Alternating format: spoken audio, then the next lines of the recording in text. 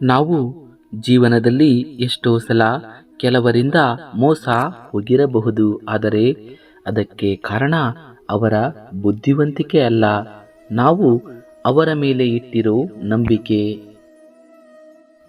ಮನುಷ್ಯ ಬದುಕಿರುವಾಗಲೇ ಸಾಯುವ ಹಾಗೆ ಮಾಡುವ ಎರಡು ಬಲವಾದ ಆಯುಧಗಳು ಎಂದರೆ ಒಂದು ಅವಮಾನ, ಇನ್ನೊಂದು ಅನುಮಾನ. ತಪ್ಪು ಮಾಡುವಾಗ ಮನುಷ್ಯನಿಗೆ ಅರಿವಿರುವುದಿಲ್ಲ, ಆದರೆ ಮೋಸ ಮಾಡುವಾಗ ಅರಿವಿರುತ್ತದೆ. ಹಾಗಾಗಿ ತಪ್ಪನ್ನು ಮನ್ನಿಸಬಹುದು, ಮೋಸವನ್ನಲ್ಲ. ನಾಣ್ಯಕ್ಕೆ ಹೇಗೆ ಎರಡು ಮುಖವೋ ಹಾಗೆ ಮನುಷ್ಯರಿಗೂ ಎರಡು ಮುಖ, ಹೊರಗೊಂದು ಒಳಗೊಂದು. ಅವಶ್ಯಕತೆಗೆ ತಕ್ಕಂತೆ ಬದಲಾಯಿಸುತ್ತಾರೆ.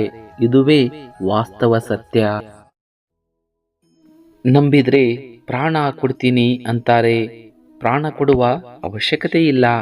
ಪ್ರಾಣ ಇರುವವರೆಗೂ ನಂಬಿಕೆ ದ್ರೋಹ ಮಾಡದೇ ಇದ್ದರೆ ಸಾಕು. ಗಂಗೆಯಲ್ಲಿ ಸ್ನಾನ ಮಾಡಿದ ತಕ್ಷಣ ಪಾಪ ಕಳೆದು ಹೋಗುವುದಿಲ್ಲ. ಮನಸ್ಸಿನಲ್ಲಿ ಹುಟ್ಟುವ ಯೋಚನೆಗಳು ಇನ್ನೊಬ್ಬರಿಗೆ ಕೆಟ್ಟದ್ದನ್ನು ಬಯಸಿದರೆ ನೀನು ಯಾವ ಸ್ನಾನ ಮಾಡಿಯೂ ಪ್ರಯೋಜನವಿಲ್ಲ. ಸಂಬಂಧಗಳು ತೀರಾ ಹಳಸಿ ಹೋಗುವ ಮುನ್ನ ದೂರವಾಗುವುದೇ ಚೆನ್ನ. ಇಲ್ಲವಾದರೆ ಉಳಿಯಬಹುದಾದ ಕೆಲವು ಸಿಹಿ ನೆನಪುಗಳು ಕೂಡ ಕಹಿಯಾಗಿ ಕಾಡಬಹುದು.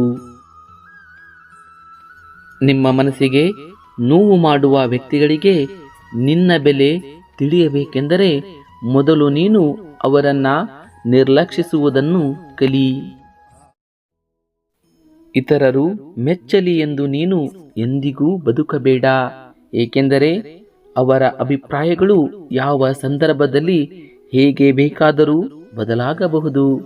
ಬದುಕು ವರ್ಣಮಯವಾಗಿರಬೇಕೇ ವಿನಃ ನಾಟಕೀಯವಾಗಿ ಅಲ್ಲ. ಇನ್ನೊಬ್ಬರು ಹೇಗಿರಬೇಕು ಎಂದು ವಿಮರ್ಶಿಸುವ ಬದಲು ನಾವು ಹೇಗಿದ್ದೇವೆ ಎಂದು ನಮ್ಮೊಳಗೆ ಇಣುಕಿ ನೋಡಿಕೊಂಡು ನ್ಯೂನ್ಯತೆ ಸರಿಪಡಿಸಿಕೊಳ್ಳೋಣ. ಜೀವನದಲ್ಲಿ ಬರೆದಿಟ್ಟಂತೆ ಜೀವನ ಮಾಡಲು ಯಾರಿಗೂ ಸಾಧ್ಯವಿಲ್ಲ, ಆದರೆ ಬರೆದಿಡುವಂತಹ ಜೀವನ ಮಾಡಲು ಸಾಧ್ಯ ಇದೆ. ದೊಡ್ಡ ದೊಡ್ಡ ಕನಸುಗಳನ್ನ ಕಾಣಿ, ಆ ಕನಸುಗಳನ್ನು ನನಸಾಗಿಸಲು ಪ್ರಾಮಾಣಿಕವಾಗಿ ಪ್ರಯತ್ನ ಪಡಿ. ಬದುಕು ನಿಮಗೆ ಪಾಠ ಕಲಿಸುವ ಮುಂಚೆಯೇ ಬದಲಾಗಿ. ಬದುಕಿನ ಪಾಠ ಒಂಥರ ಶಿಕ್ಷೆ ಇದ್ದಂತೆ. ಸೋಲನ್ನು ಸಂತೋಷವಾಗಿ ಸ್ವೀಕರಿಸಿ, ಸೋಲನ್ನು ನಿಭಾಯಿಸುವುದನ್ನ ಕಲಿಯಿರಿ. ಸೋಲು ಗೆಲುವಿನ ಮೊದಲ ಹೆಜ್ಜೆ ಎಂಬುದನ್ನು ಮರೆಯಬೇಡಿ. ಪದೇ ಪದೇ ಕಷ್ಟಗಳು ಬರುತ್ತವೆ ಅಂದರೆ ನಿನ್ನ ಹಣೆ ಬರಹ ಸರಿಯಿಲ್ಲ ಅಂತಲ್ಲ, ಮುಂದೆ ನಿನಗೋಸ್ಕರ ತುಂಬಾ ಒಳ್ಳೆಯ ದಿನಗಳು ಕಾಯುತ್ತವೆ ಎಂದರ್ಥ. ಜೀವನ ಗೋಣಿ ಚೀಲದಂತೆ, ಚಂದವಿದ್ದಾಗ ಎಲ್ಲರೂ ತುಂಬುವರು, ಕಟ್ಟಿಟ್ಟು ಅಟ್ಟಕ್ಕೂ ಏರಿಸುವವರು, ಅಲ್ಲಲ್ಲಿ ಹರಿದಾಗ ಕಾಲಡಿಗೆ ಹಾಕುವರು. ಇಷ್ಟೇ ಜೀವನ. ಬದುಕು ನಿಧಾನವಾಗಿ ಪಾಠ ಕಲಿಸುತ್ತೆ. ನಿನ್ನತನವನ್ನು ಅಡವಿಟ್ಟು ಯಾರನ್ನೂ ನೀನು ಪ್ರೀತಿಸುವ ಅಗತ್ಯವಿಲ್ಲ, ಏಕೆಂದರೆ ಇಲ್ಲಿ ಯಾರು ಯಾರಿಗೂ ಅನಿವಾರ್ಯರಲ್ಲ. ಅರಿತುಕೊಳ್ಳದ ಮನಸ್ಸುಗಳ ಮುಂದೆ ಎಷ್ಟೇ ಅರಚಿಕೊಂಡರೂ ಪ್ರಯೋಜನವಿಲ್ಲ. ನಮ್ಮನ್ನು ಅರಿತುಕೊಳ್ಳುವವರು ನಾವು ಮೌನವಾಗಿದ್ದರೂ ಅರಿತುಕೊಳ್ಳಬಲ್ಲರು. ಕೆಲವು ಸಂಬಂಧಗಳೇ ಹಾಗೆ, ನಮ್ಮನ್ನು ಬಹಳ ಹಚ್ಚಿಕೊಂಡಿರುವ ತರ ಇರುತ್ತಾರೆ. ಆದರೆ ಅವರಿಗೆ ಬೇಕಾದವರು ಸಿಕ್ಕಾಗ ನಮ್ಮನ್ನು ಕಡೆಗಣಿಸಿ ಹೋಗಿಬಿಡುತ್ತಾರೆ. ಒಬ್ಬರು ಸುಮ್ಮನೆ ಇದ್ದ ಮಾತ್ರಕ್ಕೆ ಅವರಿಂದ ಏನೂ ಸಾಧ್ಯವಿಲ್ಲ ಎಂದು ಯೋಚನೆ ಮಾಡಬೇಡಿ, ಏಕೆಂದರೆ ಶಾಂತವಾದ ಸಮುದ್ರದಲ್ಲೇ ಸುನಾಮಿ ಏಳೋದು.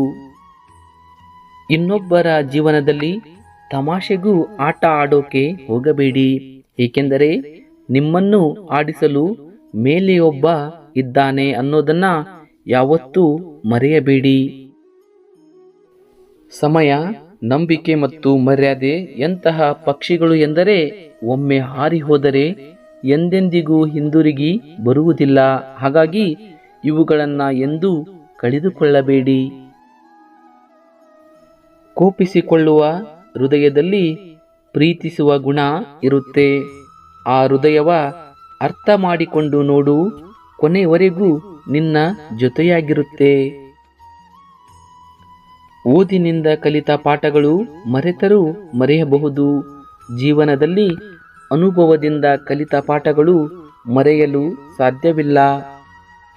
ಕೆಲವೊಮ್ಮೆ ಮನಸ್ಸು ಹೇಳುತ್ತದೆ, ಜನರು ನಿನ್ನೊಂದಿಗೆ ಹೇಗೆ ವರ್ತಿಸುತ್ತಾರೋ ನೀನು ಹಾಗೇ ವರ್ತಿಸು ಎಂದು. ಆದರೆ ಹೃದಯ ಹೇಳುತ್ತದೆ, ನಾವು ಅವರಂತೆಯೇ ವರ್ತಿಸಿದರೆ ಅವರಿಗೂ ನಮಗೂ ಏನು ವ್ಯತ್ಯಾಸ ಎಂದು.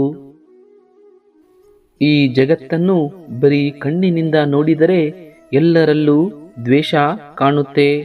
ಒಂದು ಸಲ ಹೃದಯದಿಂದ ನೋಡು, ಇಡೀ ಜಗತ್ತೇ ಸುಂದರವಾಗಿ ಕಾಣುತ್ತೆ. ಜೀವನದಲ್ಲಿ ನಿನ್ನ ಯಾರಾದರೂ ಅವಮಾನಿಸಿದರೆ ಹೆದರಬೇಡ. ಹುಚ್ಚು ಜನ ವಜ್ರವನ್ನು ಗಾಜು ಅಂದುಕೊಂಡಿರುತ್ತಾರೆ. ಹಾಗಾಗಿ ಅವರ ಬುದ್ಧಿಯೇ ಅಷ್ಟು ಎಂದು ಸುಮ್ಮನಿದ್ದು ಬಿಡು.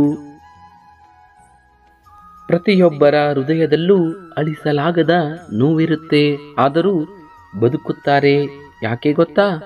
ನಾಳೆಯಾದರೂ ಸಂತೋಷ ಸಿಗಬಹುದು ಅನ್ನೋ ಭರವಸೆಯಲ್ಲಿ. ಅದೇ ಜೀವನ.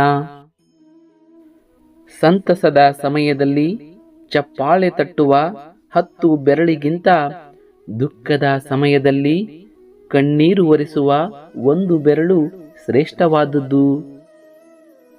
ಸಮಯ ಮತ್ತು ಪರಿಸ್ಥಿತಿ ಯಾವ ಕ್ಷಣದಲ್ಲಾದರೂ ಬದಲಾಗಬಹುದು. ಆದ್ದರಿಂದ ಯಾರನ್ನೂ ಅವಮಾನ ಮಾಡಬೇಡಿ, ಕೀಳಾಗಿ ನೋಡಬೇಡಿ. ನೀವು ಶಕ್ತಿಶಾಲಿ ಆಗಿರಬಹುದು, ಆದರೆ ಸಮಯ ನಿಮಗಿಂತ ಶಕ್ತಿಶಾಲಿ ಎಂಬುದನ್ನು ನೆನಪಿರಲಿ. ಶ್ರೀಕೃಷ್ಣಂ ವಂದೇ ಜಗದ್ಗುರು. ಎಲ್ಲರಿಗೂ ಒಳ್ಳೆಯದಾಗಲಿ.